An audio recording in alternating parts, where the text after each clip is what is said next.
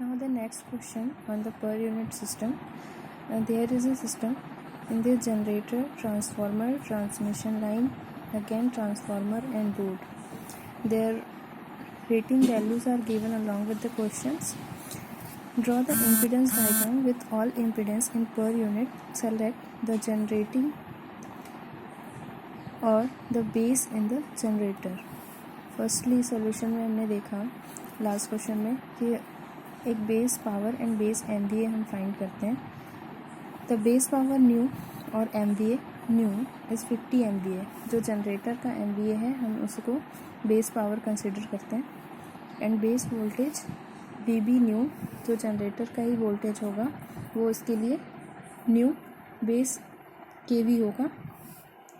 अब हमें base change कहाँ पे होता है इसमें डाउट होता है. तो जहाँ पे भी ट्रांसमिशन लाइन में ट्रांसफार्मर है उस ट्रांसफार्मर के बाद से उसकी बेस वैल्यू चेंज हो जाएगी. That means secondary side of transformer से लेके प्राइमरी साइड ऑफ ट्रांसफार्मर 2 तक बेस वैल्यू सेम रहेगी. अगेन इस ट्रांसफार्मर 2 के बाद ट्रांसफार्मर 2 के सेकेंडरी साइड और लोड साइड इन दोनों के बीच की बेस वैल्यू चेंज हो जाएगी ट्रांसमिशन लाइन की बेस वैल्यू से.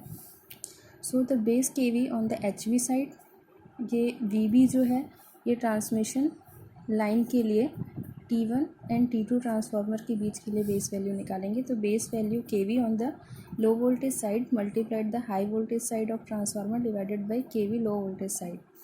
That is base voltage 15 kV and high voltage side of transformer, क्योंकि ट्रांसफार्मर 1 जो है उसकी रेटिंग है 11 to 132 kV. Step up transformer है. That means 132 divided by 11 kV. ये मिल जाएगी बेस वैल्यू ट्रांसफार्मर 1 एंड 2 के लिए.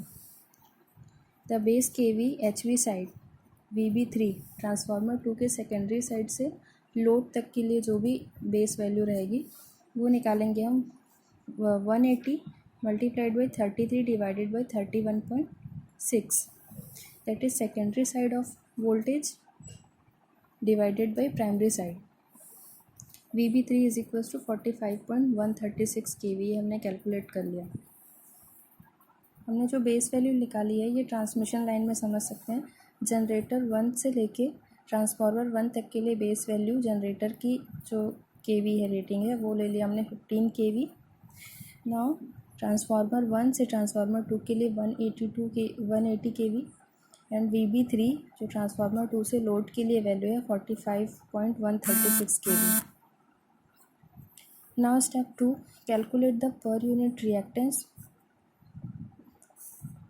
For generator. जनरेटर के लिए एक जनरेटर ट्रांसफार्मर के लिए एक कॉमन फार्मूला हमने लिखा था पर यूनिट वैल्यूज़ के लिए. Z per unit new is equals to Z per unit old multiplied by MVA new divided by MVA old multiplied KV base old divided by KV base new whole square. Now X3 per unit के लिए जो transformer की per unit value है वो हमें दी है J0.20. That is 0.20 multiplied by 50. Transformer का देखिए जो बेस MVA है ओल्ड वो जनरेटर की जो रेटिंग है उसी रेटिंग को पुट करते हैं. एंड जो न्यू वैल्यू हम निकाले हैं जनरेटर के लिए न्यू बेस वैल्यू वो भी 50. जनरेटर का केवी वैल्यू ये भी सेम है old and new. That means Z per unit new की वैल्यू हो जाएगी 0.20 per unit. Now the calculation per unit reactance of the transformer 1. Transformer 1 के लिए रिएक्टेंस की वैल्यू है 0.10 एंड जो MVA हमने न्यू लिया है वो हमारे पास 50 एंड ओल्ड MVA जो ओल्ड ट्रांसफार्मर का है ट्रांसफार्मर की रेटिंग है 50 MVA. अब यहाँ पे KV ओल्ड जो ट्रांसफार्मर के प्राइमरी साइड की वैल्यू है वो मेरे पास KV ओल्ड 11 kV और जो हमने न्यू निकाला है दैट मीन्स इस जनरेटर से ट्रांसफार्मर 1 के प्राइमरी साइड के लिए वैल्यू जो है बेस वैल्यू वो है हमारे पास 15. दैट इज़ ट्रांसफार्मर 1 के लिए रिएक्टेंस की वैल्यू हो गई 0.053. Calculation of per unit impedance of the transmission line. Transmission line के लिए भी सेम फार्मूला. ट्रांसमिशन लाइन के लिए रिएक्टेंस की वैल्यू दी हुई है प्लस जो वैल्यू है बेस MVA न्यू ये है 50 एंड ओल्ड जो हमने निकाला था ट्रांसफार्मर 1 एंड ट्रांसफार्मर 2 के बीच में वो है 180। दैट मीन्स इसका कैलकुलेशन करने के बाद हमें मिलेगा reactance value 0.0385 plus J 0.115। Now the calculation per unit reactance of the transformer 2। The transformer 2 की रिएक्टेंस वैल्यू 0.12 प्लस जो न्यू MVA है वो 15 एंड ट्रांसफार्मर 2 के लिए जो MVA वैल्यू दी है वो 16 MVA multiplied by KV old is 131.6 and जो KV न्यू हमने फाइंड किया VB2 ये हमारे पास 180। Now the calculation per unit reactance of Motors for motor 1 reactance value 0.15 into new MVA 50 old MVA जो मोटर का given होगा वो हो जाएगा 30 multiplied by old KB is 33 and new हमने फाइंड किया था ट्रांसफार्मर 2 से लेके लोड तक के लिए वो है हमारे 45.139। ये पुट करने के बाद रिएक्टेंस ऑफ मोटर 1 की वैल्यू मिल गई।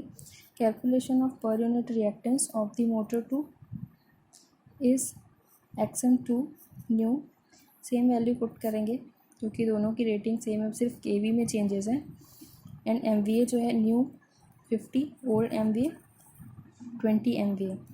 दैट मीन्स मोटर 2 के लिए वैल्यू मिल जाएगी हमें 0.1659। Now the impedance diagram generator के लिए जनरेटर की वैल्यू रखेंगे विथ रिएक्टेंस जो Z पर यूनिट हमने निकाला, then transformer 1, then transmission line, transformer 2 and 2 motors are connected with this system. Now determine the per unit impedance of the transmission line having the impedance of 30 plus J 110 ohm और 100 MVA 132 kV base voltage. इसमें direct question है, इसमें हमें दिया हुआ है कि impedance value क्या है और MVA दिया हुआ है, KB दिया हुआ है base voltage. Z per unit का फॉर्मूला लिखेंगे हम, Z per unit old multiplied by MVA nu divided by KV new square. सारी वैल्यूज़ को पुट करने के बाद Z पर यूनिट हम डायरेक्टली यहाँ से फाइंड कर सकते हैं। ऐसे क्वेश्चंस एग्ज़ाम में पूछे जाते हैं।